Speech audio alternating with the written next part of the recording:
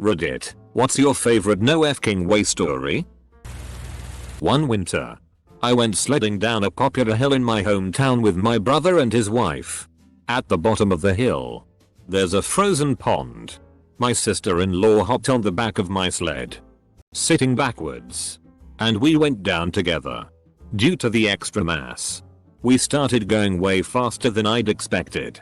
When I noticed we were heading right toward a little kid, I just couldn't maneuver out of the way. So I leaned forward and scooped the kid up, holding him up like Simba. Then I realized we were still about to sled into a frozen pond. So I bailed out and held the kid as high over my head as I could. I stood up, set the kid down, and looked around for his parents. When I saw a big dude coming at me, I was like, oh shit, here we go. Then he got closer and I realized it was of my closest friends, and that the kid I ran into was his son who I babysit regularly. I thought to myself, no f-king way, and gave him a big hug. The kid said he thought it was awesome. Double quote. A few years ago, I made plans to go see Nine Inch Nails in Massachusetts on their final tour with a friend of mine along with his two friends. We're from NY. On the trip in, the M.I.A.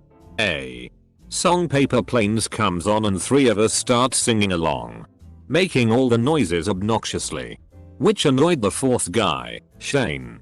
He tells us that he hates the song, which ended up being bad idea, because my friend found and purchased the single for that song, complete with 5 remixes. Later that day, we headed into town a couple days early, so there was plenty of annoying Shane with the song, along with making jokes about how maybe if we ask nicely Trent Reznor will play it at the concert. The day of the concert comes, and as the opening act, Street Sweeper Social Club, plays their set, the singer announces this next song isn't on our album, and launches into a cover of, you guessed it, Paper Planes. It took a few moments to sink in because I really couldn't believe that it was actually happening. It was too perfect. Here we had been annoying him obnoxiously for the entire trip with this song, which the rest of us genuinely liked. For the record, only to have the opening act of the concert played out of nowhere. My sister was driving down the street at 45 miles per hour with her windows open and a deer ran into the street. Instead of hitting this deer, the deer jumped into her car through the window, landed with its head in the foot part of the passenger side seat, and its butt on the headrest. The deer was freaked the FCK out, and with its butt in the air, proceeded to shit all over the car. She obviously pulled over. Several people stopped to help and asked her where the deer was. She just stood there screaming, "IT's in the car. IT's in the car." A helpful man opened the door, pulled the deer out, and the deer bounded off like nothing happened. For imagery, she was driving a late 90s Ford Escort at the time. No one believes this story, but it is 100% true. A friend of an old roommate of mine was at the airport a few years ago and saw Bill Nye the f-king science guy at the terminal next to his. Eventually, he got up the courage to talk to him, but it was nothing more than small chat and praise. Bill's plane gets called, so the kid leaves him be and sits back down trying to digest how cool his life just became, but a few minutes go by and all of a sudden he hears his name called. Bill Nye is standing at the gate and calls out, "Hey kid. Science rules," then boards the plane. The day after I proposed to my wife, we were at the Science Fiction Museum in Seattle, WA. There is an exhibit that is a giant tumbler full of yellow beads. Like thousands of yellow beads. And one black one. It is meant to illustrate the unlikelihood of finding life in the universe. I called her over to tell her how cool it was, and she just points at it casually and says, "There's the black one." And she has continued to amaze me every day since. Good times. My friend, John, is a paramedic and firefighter. He also teaches and certifies first aid CPR. Now, for those that don't know, CPR is not very effective. It has a very low success rate, unless initiated soon after an incident, which is why everyone should learn CPR, even after revival. Many people have serious health effects. One day, John gets into a pretty bad car accident and goes into cardiac arrest. The paramedics and police are dispatched. The officer first on scene knows CPR and initiates chest compression on John. John is revived, and although suffered severe memory loss, is well. The kicker? John taught the officer CPR the week prior to the incident. My girlfriend and I were traveling in Italy and met this nice Australian girl on the train from Rome to Naples. We chatted a bit and learned that she had just left her friend in North Africa to start traveling on her own. Fast forward 2 weeks and my girlfriend and I are now on a bus from Brasov, Romania to Bucharest, and we ended up randomly meeting the Australian girl's friend that was left in North Africa. I was deployed in Iraq and was out on a convoy on deck. 31. 2007. Long story short, I unknowingly pissed on an IED, which exploded 30 seconds after I walked away. This was on my birthday. TLDR. Trudge trudge piss trudge trudge boom. Do you have magic piss that delayed the explosion? Or are you just one of the luckiest people alive? Lucky. My buddy John was up in the turret. The hood of the truck that set it off went flying like a foot over his head. Edit. Incidentally, about 2/3 of the explosive, it was ammonium nitrate, was apparently wet. It had been buried there for a long time, and a lot of it was ruined and didn't go off. My brother's friends are twins and are friends with the Bush twins. Makes for a cute photo op. Well, about 7 years ago they were invited to their birthday party at the White House. It was a gag gift party. As they are going through the metal detectors, the Secret Service inspect the box with the presents. Pull out 2 giant black dildos. They stare down my brother's friends before proceeding to burst out laughing. I still can't f***ing believe they went through with it. The truly giant balls. Flying 1,100 miles for an interview. I hear someone across the aisle yell my name. I'm thinking, that voice sounds familiar. Turns out it was one of my good friends from college. I'm thinking, no f***ing way. He got an interview the same time I did. And we stayed next door at the same hotel the night before the interview. And now we're housemates. Both got the job. The end. Lorem ipsum dollicit amet. Consectetur adipissing elit. Sed duius mad temper incident at labor et dolor magna reliqua. Artenium ad minim venium. Quis nostra exercitation alamco laboris nisi aut aliquip exie commodo consequit. Do sort ira dolor in reprehenderit involupt velit esse silum dolor eu fugiet nulla pirata. Exceptus sunt acicat cupidit non proident. Sunt in culpa quia fiscia deserent molid animae destate laborum. When I was 17, I worked for a excavation demolition company for the summer. We were gutting an old mill in New Hampshire to turn into high-end lofts. One of the workers was standing on the top of some scaffold about 12-15 feet up using a handheld bandsaw to cut through a large pipe. As he was cutting, a strap supporting the pipe broke, letting it drop down and pinch the blade. This made the saw shoot back towards him and push him off the scaffold. This guy did a complete f***ing backflip while holding a working saw from over 10 feet up. He landed on his feet. Saw still running. Everyone stopped and stared at him for about 5 seconds before we went back to work. TLDR. I worked with a redneck Jackie Chan in New Hampshire, who does backflips with power tools. A buddy of mine was in Yellow Springs, Ohio, tagging a wall. That's street slang for painting with spray cans.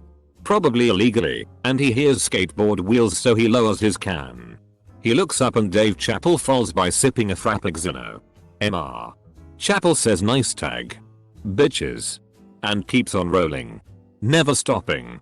My friend then put down his can and left, shaking his head and laughing. I was driving home to our small town from a nearby city, plus 200 miles. We were in a pickup truck and I was alone on the back. We can do that in Africa. We were doing about 80 to 100 miles per hour all the way. Quiet roads, no cops. We get home okay. I grab my stuff and get out, and as my friend starts to reverse back out, the front tire breaks off. I mean like off axle, sitting on the ground. Tire rolling into the road. If that had happened anywhere on the road, the truck would have gone ass over tea kettle and I would have been spread across a 100 yards of tarmac. My oldest and dearest friend and I met when we were infants. We literally shared a crib together. Our parents have told us hundreds of stories about the things we used to do when we're kids, and we talk to each other 3/month. I don't ever remember not knowing her. She's 23 now and I'm not too far behind her. She went to University of Michigan in Ann Arbor and I went to Michigan State University in East Lansing. About 3 years ago I randomly went to Ann Arbor with some friends and was trying to find her to catch up and see her new place. As I was walking and talking to her on the phone, she mentioned she lives on N Street. I joke with her and say, "Ha, I live on N Street. What a coincidence. We should do breakfast in the morning since we live down the street." Huh? Funny. Jackass. Just get here, the address is 517. Me. Wait. Your address is 517 N Street? Huh? Yes, me. My address is 517 N Street. I get to her place and realize that not only do we have the exact same address in different cities, but our crossroads are the same too. She lives on the corner of Ann and Division. I live on the corner of Ann and Division. TLDR. I've known my bestie for my entire life and we're both living at the same address in different cities at the same time.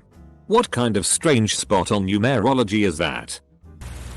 I was traveling through upstate NY and had stopped at a gas station. This is the story that the Egyptian guy working at the register told me. Before his family moved to America, they lived just outside of Cairo. His father was driving home one night when he was flagged down by a woman walking down the road carrying a baby. The woman wanted a ride just down the way and the father, not wanting to leave this woman stranded at night with a child, said of course.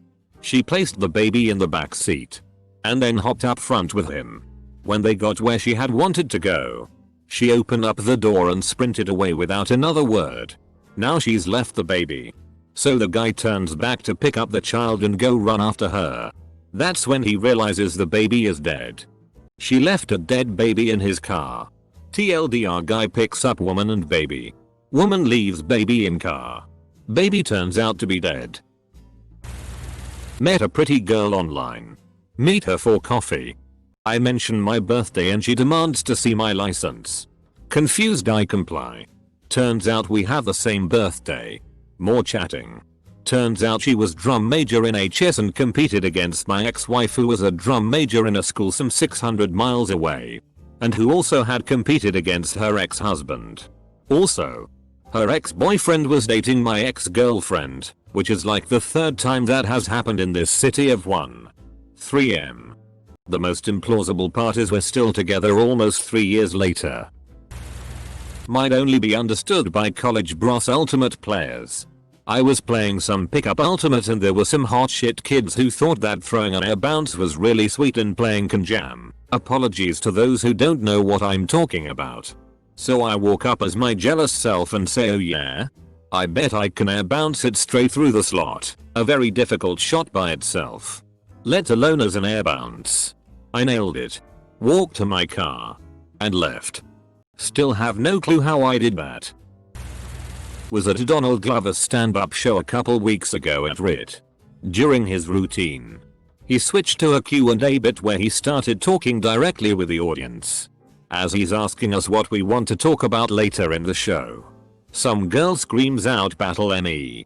Turns out she was a poet who had won a freestyling competition for free tickets to Donald Glover, and she wanted to freestyle battle him. So what does he do? He calls her up on stage. Then he says that we need someone to give a beat. So he calls out for a beatboxer and brings someone else up from the crowd. Finally, since he is participating in the battle, he cannot run it. So out from backstage comes his Derek comedy partner DC Pearson, who was the opening act, to MC the event and set the rules for the freestyle battle. They then proceeded to do a 3-round rap-off. TLDR. Donald Glover gets challenged to freestyle battle during his stand-up by a college student. Accepts. And it is MC'd by DC Pearson. I went out cruising with a friend of mine and his friends. It was late. Probably around 1 AM or so. and we were cruising down Main Street. Up ahead the traffic came to almost a crawl. This is weird since it's late at night. We could see up ahead that there were 3 Ford Focuses all lined up and purposefully slowing traffic. My friend's older brother, who was driving, hops in the median and guns it up to the Focuses. We see that it's just a bunch of kids getting their rocks off doing childish things. The driver says OFCK no. He turns to my friend and says you know what to do. He speeds ahead of the 3 Focuses and pulls up on the side of the street. My friend grabs a cordless drill from the back of the Suburban, the vehicle we were in, jumps out of the vehicle and takes off the license plate. The Focuses were past us at this point, still going slow to piss off the people behind them. My friend gets back in the Suburban and we take off. The driver speeds up to the Focuses, gets in the median next to the far left Focus, flips them off, then crashes his Suburban into the Focus, which in turn crashes into the other Focuses. At this point I am like, what the FCK just happened? We watch for a minute as we watch these kids trying to get over their airbags and start assessing the damage. Everyone in the vehicle is busting up laughing and we take off flying down Main Street. When we got back to my friend's house he puts the license plate back on and pops the dent out of the Suburban. TLDR. A friend's brother purposefully crashed into 3 cars because the people were driving like jackasses. We got away with it. I worked at a small restaurant on the north shore of Lake Superior the summer of my junior year in college. The woman who owned it was an ultra-conservative fundamentalist Christian. They sold plots of land to people for Y2K. After a full summer full of craziness I had enough and wanted to go on a trip. My brother and I and a friend decided to go see the Grand Canyon. So I told the owner that I had to work on a paper for Bible school and would like to leave a couple weeks early. She was reluctant, but in the end sent me off with her blessing because I was doing the Lord's work. So we head out on a road trip to the Grand Canyon, never bothering to look on a map as to where it actually was. We ended up somewhere out west at a place called the Grand Canyon that looked totally unimpressive. So we headed up to Glacier National Park as an alternative. We pulled into a gas station near Glacier. And who the FCK do I see but the owner that I'd lied to, and her entire family that I'd gotten to know throughout the summer. I ducked down in the car while my brother walked by them and looked at me with this what the fuck expression on his face. We tore out of there and I never saw them again. What are the odds? I wouldn't call it my favorite, because this is just off the top of my head, but it is the only thing I can think of at the moment. Last week I was hanging around outside one of the buildings on campus between classes and I saw some guy come out of the doors who looked extremely similar to one of my TAs last year. I thought to myself, holy shit, that looks like so and so, but I knew it wasn't him. But the fact that it looked like the TA made me think back on that class I had last year for a few moments. Literally 30 seconds after the lookalike walks out of the door, the actual TA came out of the door. It was very strange. Almost like being reminded and subsequently thinking about the person had summoned them. A while ago, my dad and I had a driver pick us up from San Francisco airport to drive us home. Since there was a lot of traffic, we had a bunch of time to talk and shoot the shit. Turned out that the driver's daughter was the fiancée of my dad's nephew, my cousin, who both live in Cleveland. We attended the wedding a few months later and again reconnected with the driver while there. We started talking some more, and then he introduced us to his wife. Apparently, her and my dad went to the same high school, graduated the same year, and even dated for a few months. This was in a very small suburban town outside of Cleveland.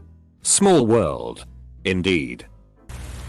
This isn't that amazing, but when I was in 3rd grade my sister and I were taken by our father to Toys R Us to get our first Pokemon cards. It was just when Pokemon cards got really popular, so it was a big deal.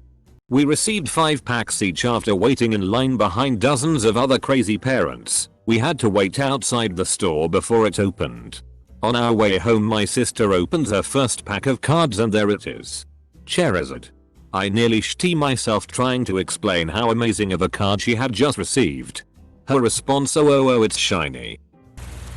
I'm really bad at telling stories, but I'll try my best. When I was about 10 I traveled to Newfoundland where I made one friend who was the same age as me. I was only there for a week and left to come back home. Fast forward 10 years. Without any contact between us.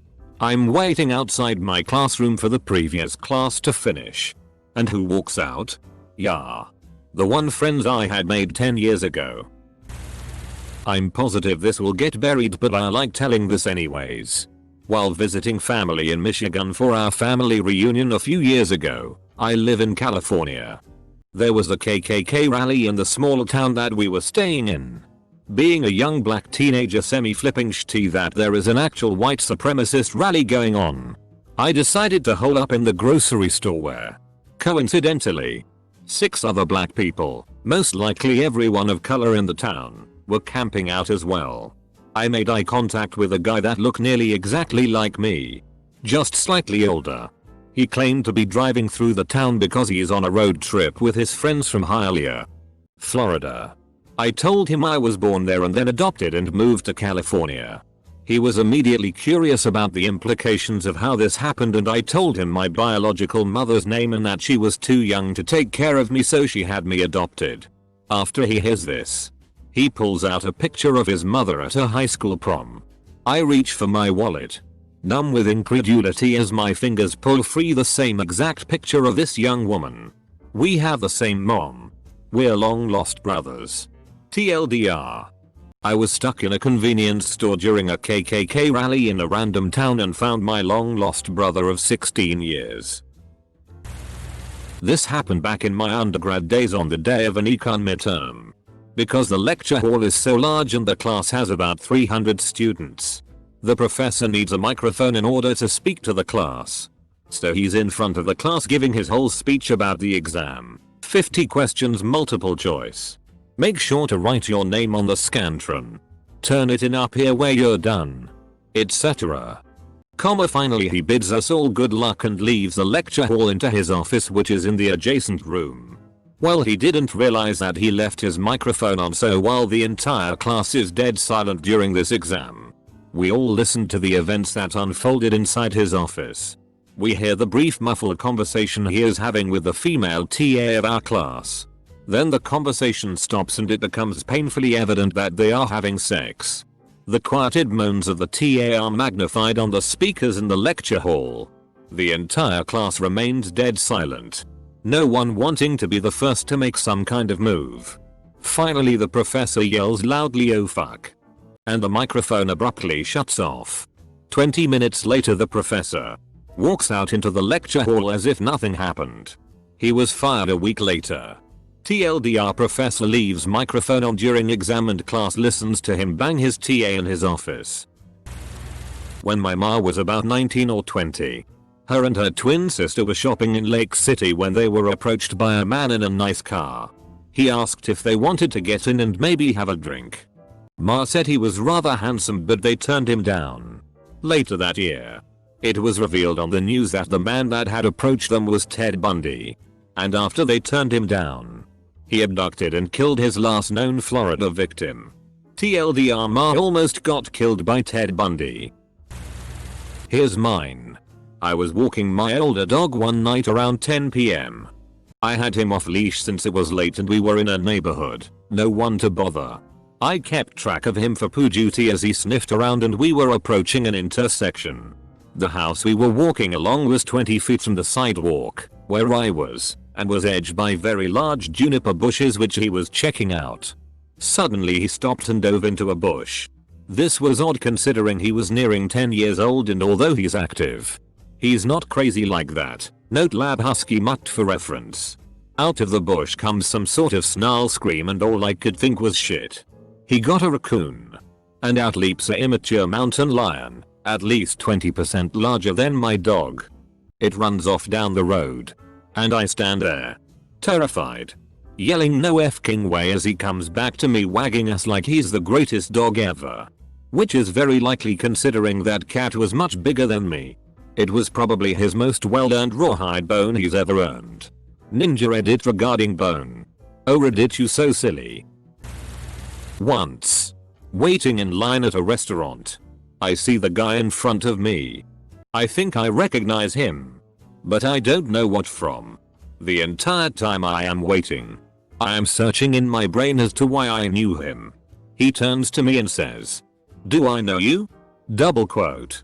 We both stood there for a good 10 minutes, going through high schools, workplaces, friends, etc. Anything to find out why we knew each other. As far as we could tell, though, there is no reason at all we should have ever met before. But we both clearly recognized each other. To this day, no clue